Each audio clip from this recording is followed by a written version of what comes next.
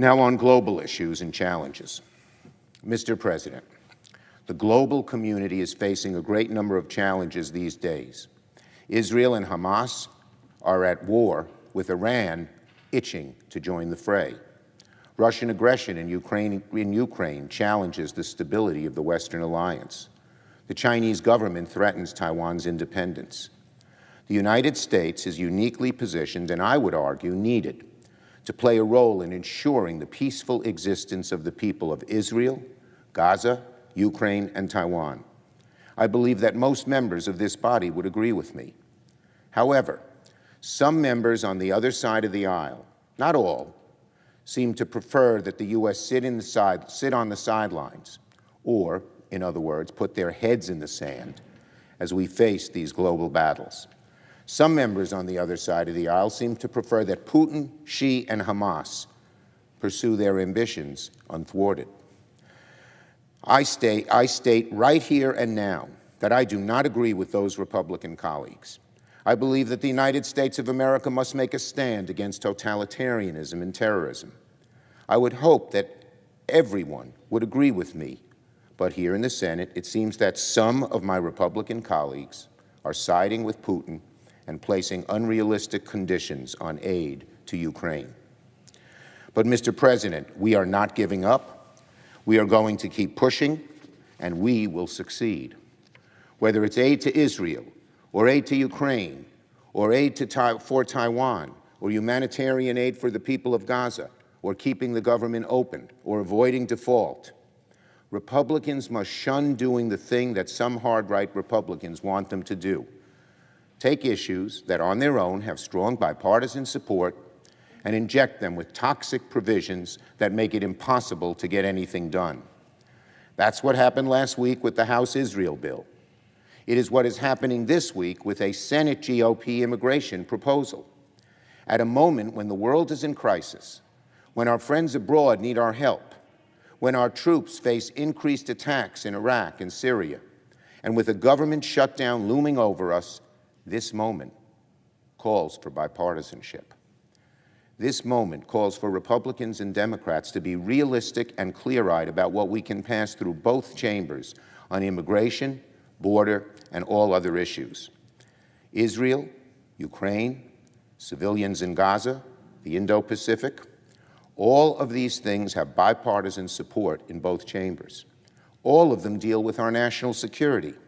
None of them should be turned into bargaining chips for hard-right policies. We must win on all of them. Now, it has been over a month since Israel endured the deadliest terrorist attack in her entire history. There are still over 250 hostages held by Hamas, including American hostages and women and children. We promised to send Israel aid as soon as we could, and we will work hard, hopefully, in a bipartisan way to get this done. In the last 2 days, I've spoken with senior officials in the Israeli government, including President Isaac Herzog, Prime Minister Netanyahu, Defense Minister Gallant, Minister Gantz, and Opposition Leader Lapid, and reiterated that the United States has Israel's back in this dark hour. I made clear that 1 month after Hamas's attack, America's commitment to Israel and to the Israeli people is ironclad, and America will always be Israel's strongest ally. I assured them that I am doing everything to pass the President's assistance package ASAP. In my conversations, I stressed to Israeli leaders that as Israel works to radically reduce the threat of Hamas, which they must do, they also have a responsibility to protect innocent Palestinian civilian life. We know this is not easy, but it must be done. We must likewise work together to send critical humanitarian aid to innocent civilians in Gaza who have nothing to do with Hamas. I also strongly urge the Israeli government to quickly clamp down on settler violence against and displacement of Palestinian civilians in the West Bank. Violence and displacement against these Palestinian civilians is not just wrong. It risks spreading the current crisis beyond Gaza at a time when Israel and America are working hard to deter other actors from taking advantage of the situation. And in the long run, it also makes it much harder to achieve a two-state solution, which I support and which the vast majority of Americans support, which Hamas does not. We also talked about my meetings with the families of the hostages. I shared how I was moved by the stories of families of hostages held by Hamas that I met in Israel and in the United States.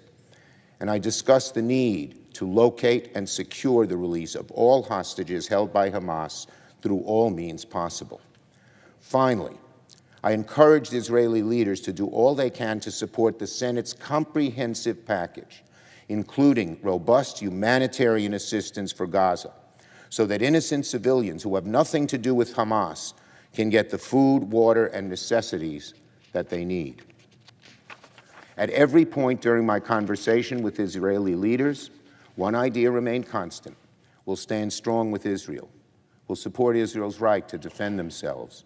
And we will work hard to pass emergency assistance for Israel, Ukraine, humanitarian assistance for Gaza, and the Indo-Pacific as soon as we can.